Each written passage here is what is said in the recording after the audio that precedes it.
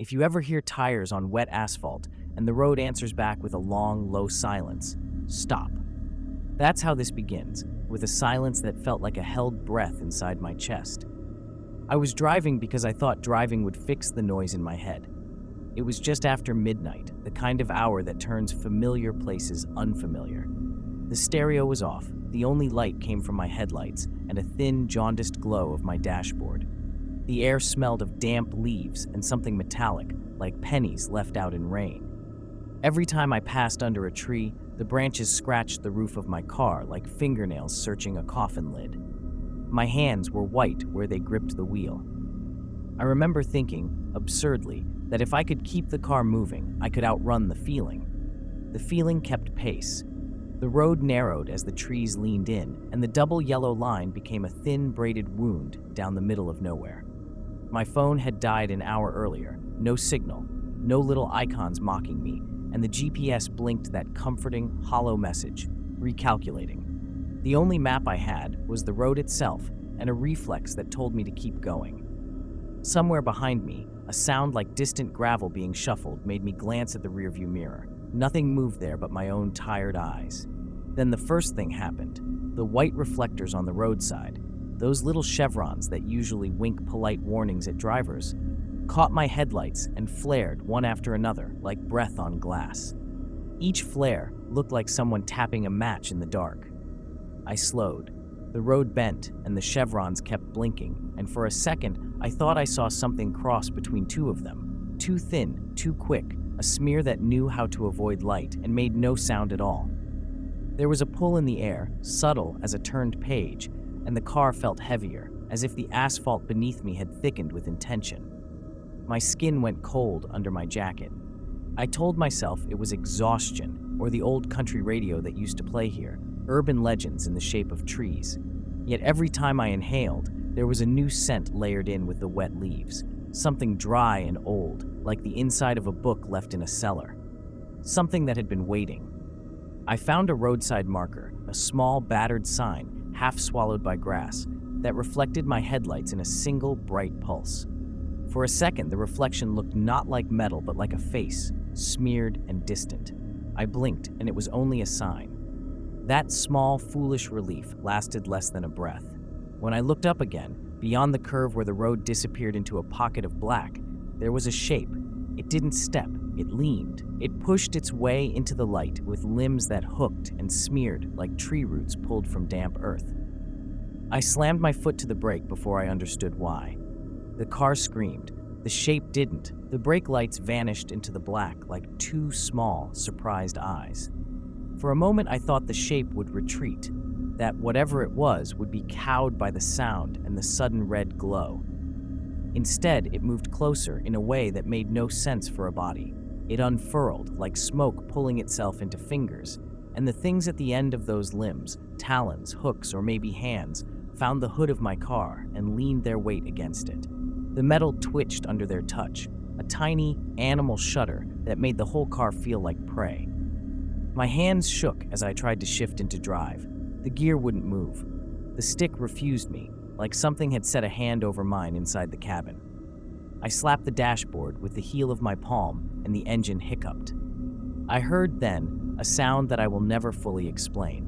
Not a knock or a scrape, but a soft, deliberate percussion, as if teeth were being run over glass. The passenger side mirror fogged from the outside in, slow as breath on a window, and a smear crawled across it, leaving behind what might have been a face, stretched thin, teeth like the ridges of a comb. Light began to misbehave. My headlights dimmed in waves, pulsing as if something had paused to breathe between them. The reflectors I'd passed moments before were gone. The chevrons had melted into the grass and became nothing but dark hollows. Where the road had been a straight spine through the night, it now felt like a throat narrowing. Every noise took on a new texture. The whisper of grass, the tinny sigh of a distant stream, the heavy, wet slap of something against the roadside. Each sound had intent. Then came the voices.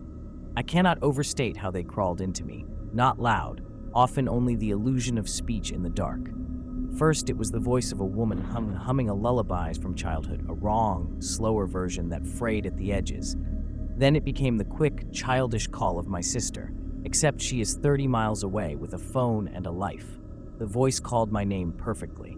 It did it the way someone who has sat beside you every night for years knows the exact syllable you answer to. Panic is a clever thing. It whispers misdirection. I remember thinking, absurdly, monstrously, that if I honked, the sound would scare it away. I put my thumb to the horn, and nothing came out except a long, thin squeal that sounded suspiciously like laughter. The thing on the hood tapped twice, then 3 times, like counting. The third tap made the windshield spiderweb into a pattern of hairline fractures that looked curiously like a grin. Somewhere beyond the cracking glass in the trees, lights blinked on. Not headlights, dozens of small, moving lights like the eyes of animals, but layered, closer to human. They watched. I stared at them and felt a memory surface sharp and impossible.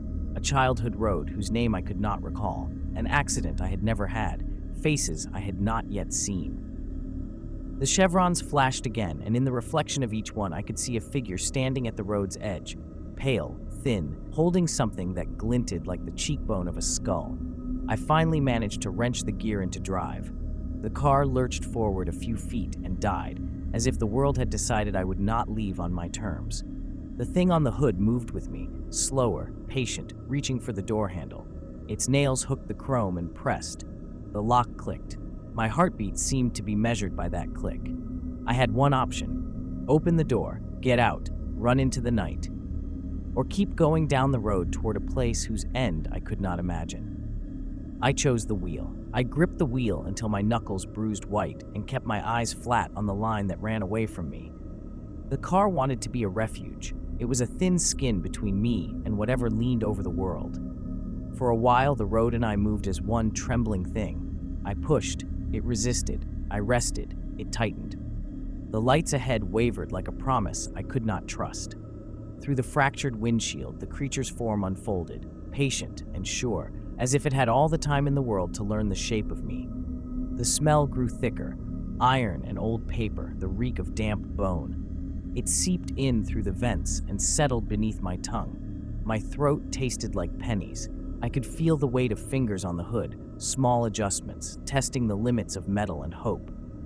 Occasionally, a tap would run down the frame, a tiny percussion that matched the tick of my heart.